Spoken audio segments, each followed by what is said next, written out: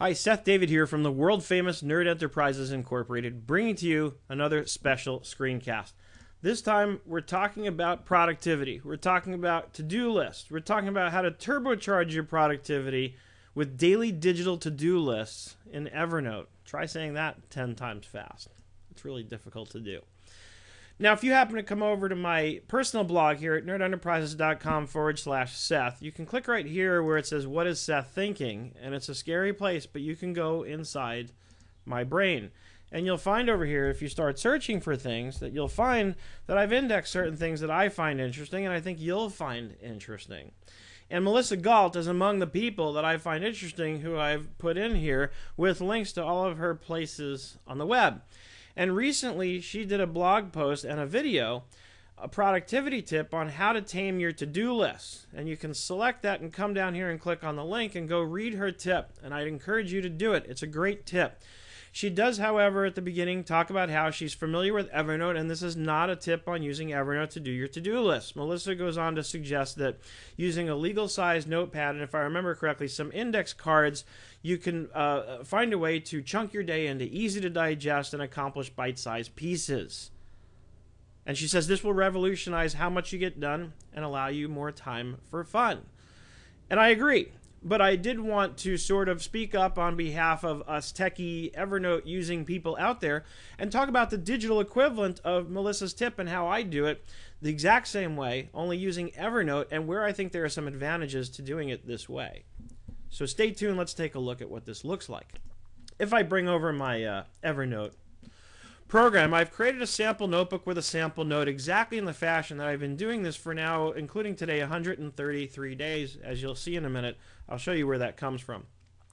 What I do is each day I create a new note. As you can see today, the day I'm recording this, Tuesday, March 26, 2013, this is how I name the note. This gives me context. I like having the weekday in there so I know exactly what date it was and what weekday it was. This helps me because I don't know about you, but for myself and a lot of people that I talk to, my sort of memory is contextual based on chronology. It's based on timing. I remember, I think it was a few weeks ago that I was talking about that thing or working on that project. And this way, and as you'll see later when I show you the whole list of my real notes, it gives me context so I can go back and find what I was looking for more easily later on, which is the first advantage to doing it this way. If I'm writing them on a legal pad, eventually that pad gets used up. It's going to get thrown away or I'm going to spill my drink on it. Something's going to happen to it. It's not permanent. Whereas these are digital notes, they're permanent. I can sync them up to the web so that even if my computer explodes, I can still access those notes from anywhere and buy a new computer, install Evernote, and everything will download right in. So I have a permanent archive of every note I ever took. That's why Evernote advertises itself by talking about how you never have to forget anything, because it's always going to be here.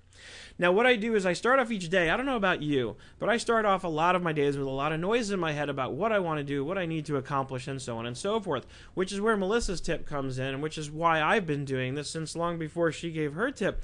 But I start off with a daily narrative, and I start writing all these ideas in my head. I'll just write it out in sort of a paragraph form. That helps me organize my thoughts.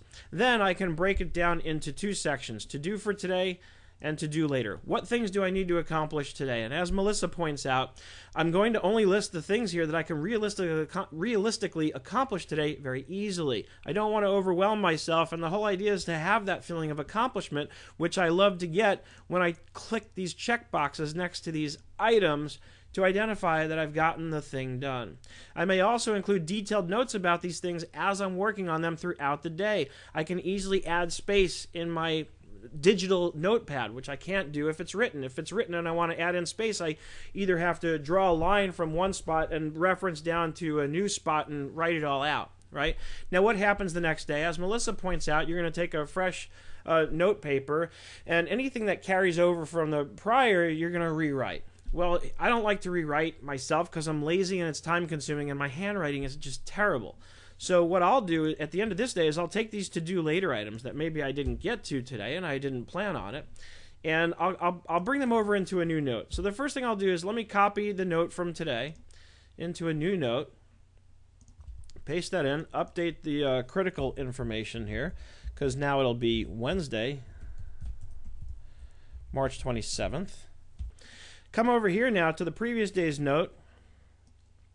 Let's grab these items. Copy, paste. They're in. Make space for my daily narrative. Boom. And then I can decide if any of these will become a to-do for today item. Maybe I want to do that. Control X, Control V, to do today. Boom. So now I have today's notes already set up, rewritten, recopied, what have you. Can't do that on a legal-sized notepad. It's going to take me more time. I'm going to have to rewrite things. The other thing I love about this is if I want to refer back to a note from a previous day, and this becomes especially more relevant when I'm looking back to a note from, let's say, a week ago, which, again, with the paper notepad, I might not even be able to find that by now. But on a digital setup like this, I can go back to the notes from a week ago. I can find a note that's got relevant information for something I want to do today, and I can copy that note link right here. And once I've done that, I can come in here and say, see notes here, and paste that note link in. Evernote does this for me. So this is the Evernote version of Melissa's tip. I think this provides for some greater efficiencies and the ability to categorize and easily reference information no matter how old it's gotten. Let me give you a quick peek at my real one. Of course, I'll blur out any important information that's client-specific or confidential for that matter. But now you can see the context, what I'm talking about. I can scroll all the way down here, and I've got notes going back to when I started doing this, which was November 7th of 2012. And over here you can see I've got here, it was before I was putting the weekday in. Then I realized it would be useful to have that. Of course, Evernote also, gives me that information. It gives me, I can look on a calendar right here and see, okay, that was a Wednesday, no problem. So I can go back here, and if I wanted to, I can be looking at this and saying, I never really did finish this. And again, I can either copy and paste it, or I can copy this note link and bring it back over. Let's go to today's note, or the newest note. Forgot about this.